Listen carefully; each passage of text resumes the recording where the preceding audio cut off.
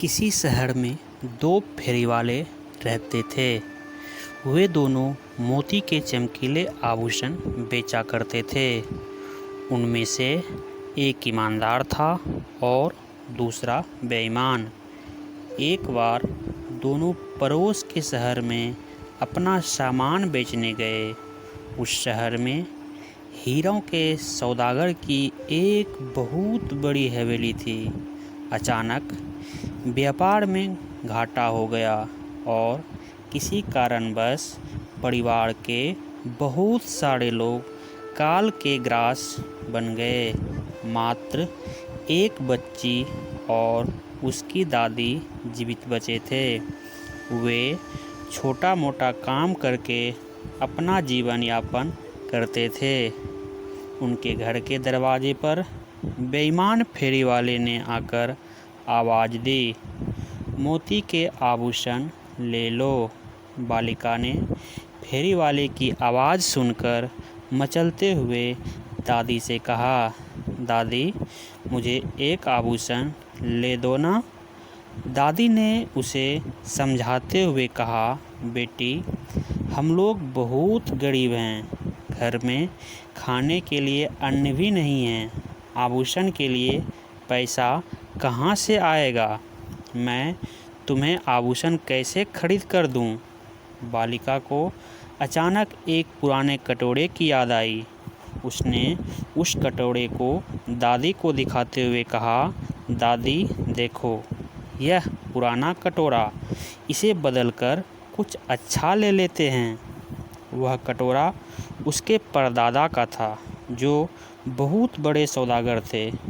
उनकी मृत्यु के पश्चात वह कटोरा पुरानी तथा काम नहीं आने वाली चीज़ों के साथ पड़ा हुआ था।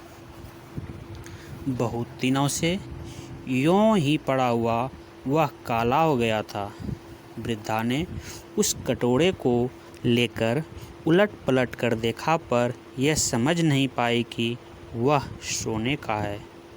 कुछ तो उसकी कीमत होगी ही, ऐसा सोचकर फेरी वालों को बुलाकर उसने वह कटोरा दिखाया। हाथ में कटोरे को लेकर उलट पलट कर वह देखने लगा। फिर उसने पीछे की तरफ सुई से खुरच कर देखा। फेरी वाला समझ गया कि यह बहुत बहुमूल्य सोने का कटोरा है। मन ही मन उसने वृद्ध को लूटने की योजना बना ली। क्रोधित होता हुआ वह चिल्लाया, मेरे पास यह कटोरा क्यों लाए हो, एक पैसे का भी नहीं है। यह कहता हुआ जमीन पर कटोरा फेंक कर वह चला गया। उसके जाने के तुरंत बाद ही ईमानदार फेरी वाला उधर से गुजरा। घर के दरवाजे पर आकर उसने भी आवाज़ दी, मोतियाँ ले लो। बालिका ने पुनः दादी से अनुरोध किया। दादी ने कहा, बेटी पहले फेरी वाले ने कटोरा लेने से मना कर दिया, अब हमारे पास देने के लिए क्या है।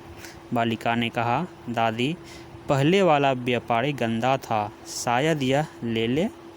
दादी मान गई और उसे फेरी वाले को बुलाने की अनुमति दे दी। फेरी वाले को वह कटोरा दिखाया गया।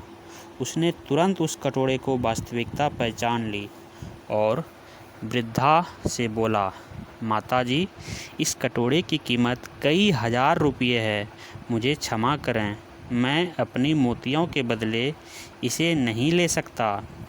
मेरे पूरे सामान से कहीं अधिक कीमत इस कटोरे की है। वृद्धा ये सुनकर आश्चर्यचकित रह गई। उसने कहा, श्रीमान आप यह क्या कह रहे हैं, आपसे पहले दूसरा फेरी वाला आया था, उसने तो इसका मूल्य एक पैसा भी नहीं बताया था, उल्टा नाराज़ होकर उसे फेंक कर चला गया था। आपकी अच्छाई ही इसे सोने का बना दिया है, कृपया इसे आप ही रख लें। आपके सामान में से जो भी अच्छा लगे मेरी बच्ची को दे दीजिए, हम लोग अति प्रसन्न होंगे। फेरी वाले ने अपना सारा सामान और 500 रुपये उस कटोरे के बदले में दे दिए और चला गया। तभी लालची फेरी वाला वापस लौटकर बेमन से सौदा करने आया। उसने वृद्धा से वह कटोरा लाने के लिए कहा। उसके बदले कुछ देने को वह राजी हो गया था।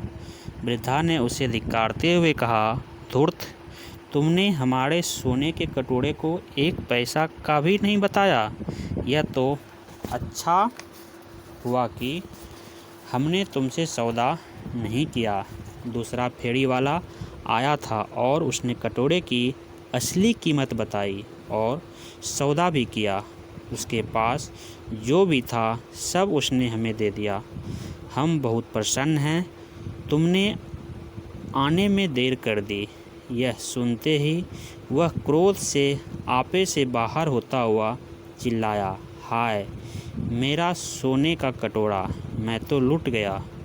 उसने अपना सारा सामान फेंक दिया, अपनी कमीज फाड़ डाली, छाती पीटता हुआ नदी की ओर भागता चला गया।